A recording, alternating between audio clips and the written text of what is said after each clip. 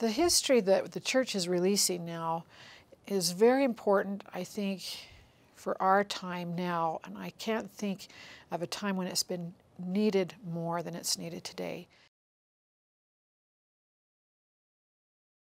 And this book defines the message of who we are, who we stand for, what our responsibilities are, and it takes us back into our history, not just in modern days, but in biblical times. The book begins in biblical times, in the expectation Christ had for the women and his love and value for women, which I think has been lost to a large extent.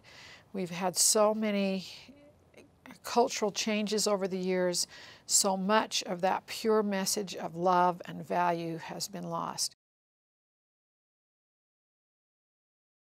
We needed something that would have global application and be applicable into the future, something that would appeal across cultures and languages. So it needed to be more message-based rather than a typical chronological historian's history.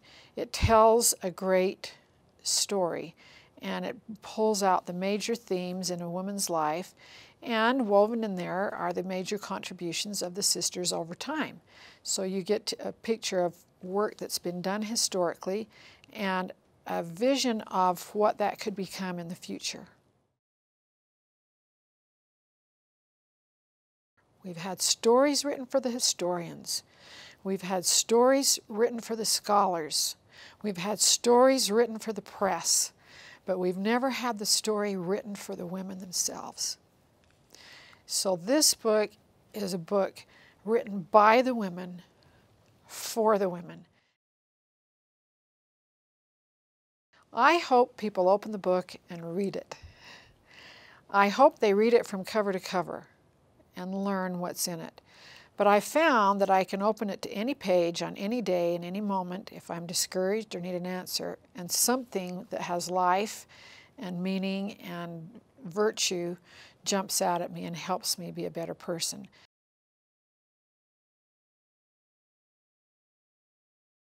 As the church itself grows exponentially over the years, I think there will be great value in this book for the women who join the church to say, here's who I am, this is what I've become part of, this is my specific identity in this church, that I am not homogenized, but I am a living, breathing, contributing individual, and I'm needed.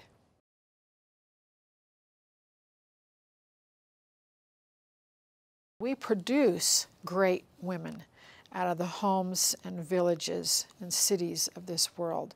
We have Latter-day Saint women who work in communities all over the world, building up their schools, their governments, their neighborhoods, their associations, making tremendous contributions.